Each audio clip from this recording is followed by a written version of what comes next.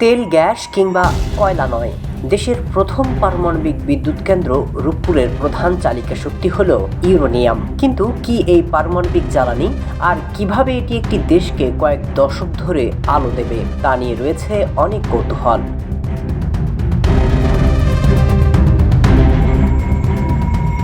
পারমাণবিক বিদ্যুৎ কেন্দ্রের জ্বালানি শক্তির মূল উপাদান হল ক্ষুদ্র আকৃতির ইউরেনিয়াম পেলেট। এটি তেল, গ্যাস, কয়লার মতো জীবাশ্ম জ্বালানি থেকে ভিন্ন। এটি মূলত ইউরেনিয়াম সমৃদ্ধ ধাতব পদার্থ।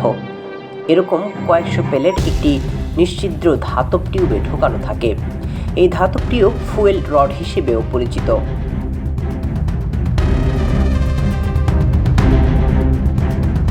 গ্যাস, কয়লা বা তেল যেভাবে পুড়িয়ে বিদ্যুৎ উৎপন্ন হয়, নিউক্লিয়ার ফুয়েল পোড়ানো হয় পারমাণবিক চুল্লিতে ফিশন বিক্রিয়ার মাধ্যমে, যেখানে ইউরেনিয়াম নিউক্লিয়াস বিভাজন ঘটে। এর ফলে প্রচুর তাপ শক্তি উৎপন্ন হয়। এই তাপ শক্তিকে কাজে লাগিয়ে পানিকে বাষ্পে পরিণত করে টারবাইন ঘুরিয়ে বিদ্যুৎ শক্তি উৎপন্ন করা হয়। নিউক্লিয়ার ফুয়েল শক্তি অন্যান্য জ্বালানির তুলনায় অনেক গুণ বেশি শক্তিশালী।